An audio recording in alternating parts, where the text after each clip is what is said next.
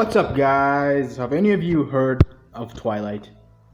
Well, judging by the genuine looks of cringe on your faces, I'll take that as a yes. So, what would you think if I told you that Twilight had a legacy in the web novel community? Well, primarily on Wattpad, but you'll see that in similar books to the ones found on Wattpad. Well, this is what this video is about. I will tell you about the legacy of Twilight still on web novels or web fiction or whatever it is that you want to call it.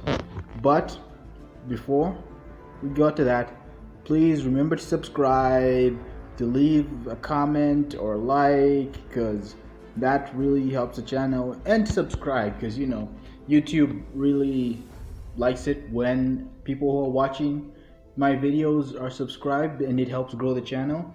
But I'm still thankful that you're seeing this video. So yeah, let's get on to the rest of the video.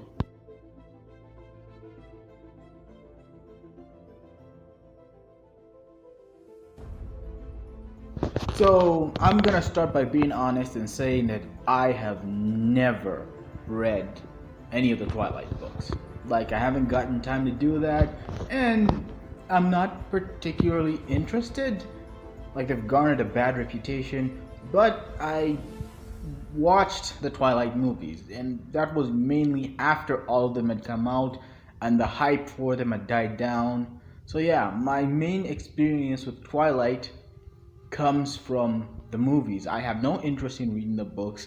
I hope to God I never get to read the books, but I rewatched the movies and I went online to look for reputable sources to see some stuff about the books, to see if it correlates with the movies properly so that I could probably understand. And yeah, I think I've gotten a good grasp on Twilight, because like I said before, I only watched the movies after the series' run had ended and the hype had died down, because yeah, I wanted to know what all the fuss was about Twilight.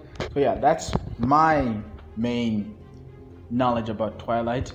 But the books were written by Stephanie Meyer, and the first one was released in 2005. And Twilight went on to be a major success financially, like a lot, with the fourth installment, Breaking Dawn, having sold over 1.3 million copies on the first day. That's a lot.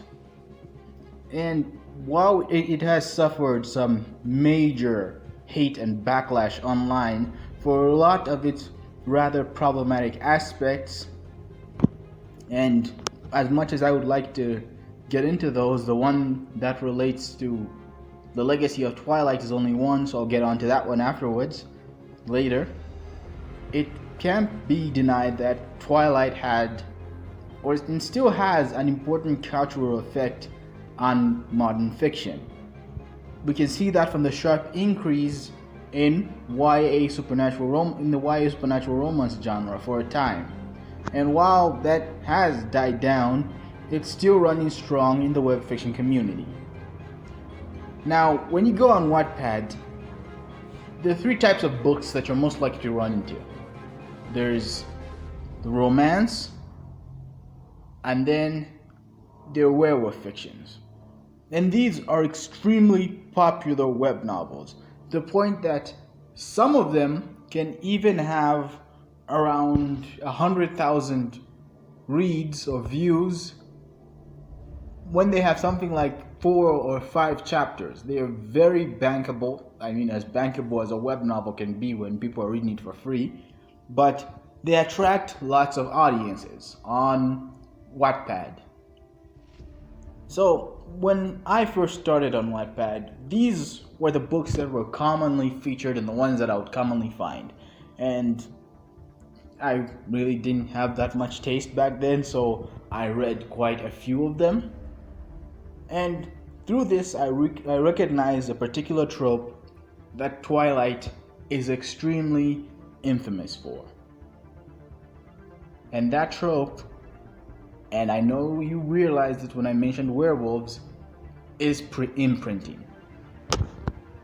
Now, for those of you boys and girls who don't know what imprinting is, one, I envy you, and two, sit down. Yeah, this one's gonna be a doozy. Basically, imprinting is when a werewolf, by some magic genetics, I don't know, ask Stephanie Meyer, they fall in love with someone. And it doesn't matter the age. It probably doesn't. Yeah, it doesn't matter the age of the person. It doesn't matter if they like the werewolf back. The werewolf will fall madly in love with them. And Stephanie Meyer, in her infinite wisdom, decided to show us two instances of a character falling imprinting on a kid. Or, the best one of all, in Breaking Dawn, when Jacob imprinted on a newly born hideous CGI baby. But yeah, that's what imprinting is. And just listening to the concept of it, you know how messed up that sounds. Like, how screwed up such a concept would be. And when you get to werewolf fiction on Wattpad, oh, there's a lot of it. A lot of imprinting. I have yet to come across a werewolf story where the characters do not imprint. And you know how when you look at most YouTube videos when they're talking about imprinting and they go into those screwed up hypotheticals? Yeah, that you will find on Wattpad web fictions.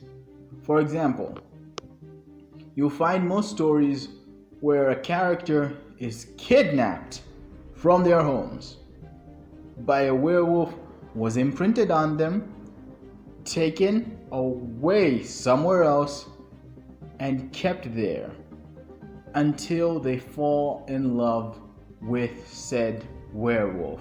And if they don't do it, the stories will sometimes have side characters berating them for not falling in love with their kidnappers instantly because, a magic force is taking away their free will.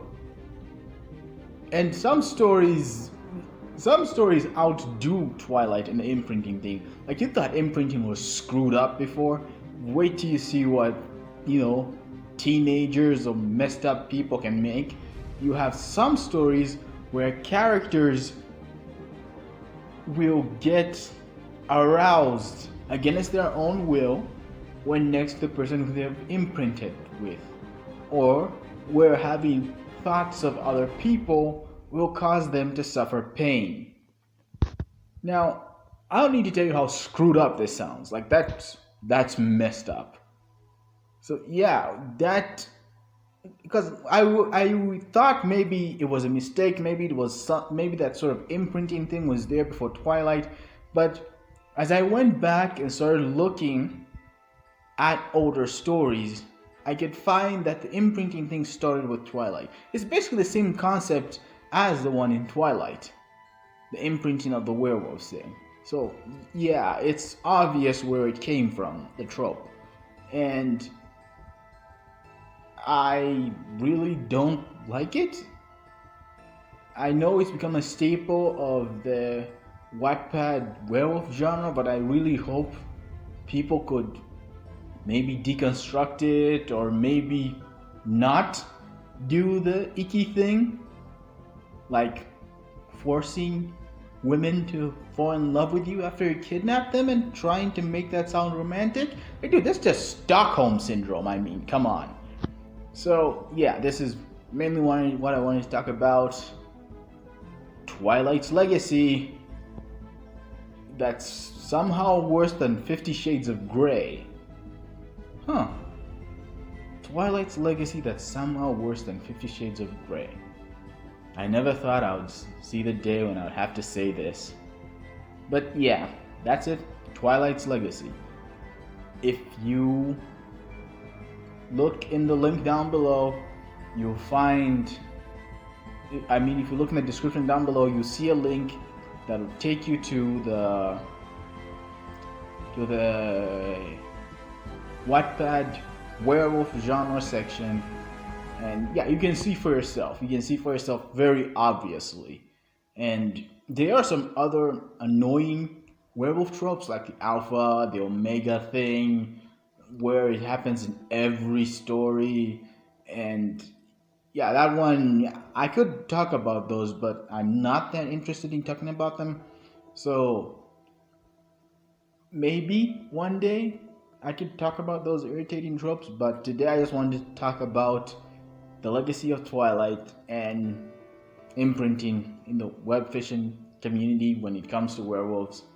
So yeah, if you've, I hope you enjoyed the video. If you've come this far, I hope you liked it. I would be very thankful if you left a like or comment, or if you could subscribe. That really helps grow the channel. It really helps it. And you can pass it out to your friends, tell them about the channel, get involved, and you can leave requests that you want me to do. I'll be very happy to do them. So far, I've had 2 requests to review 2 books, and I've done them, so I promise I will be able to do your books or anything else that you want. And I would really be thankful if you checked out my book. It's called Phantom Ddraig. It's an action high fantasy, and a link to it is in the description below under the link to the Wattpad. It's on 3 web novel platforms, so whichever one you like. So yeah, this has been Red Chaos 1 signing off.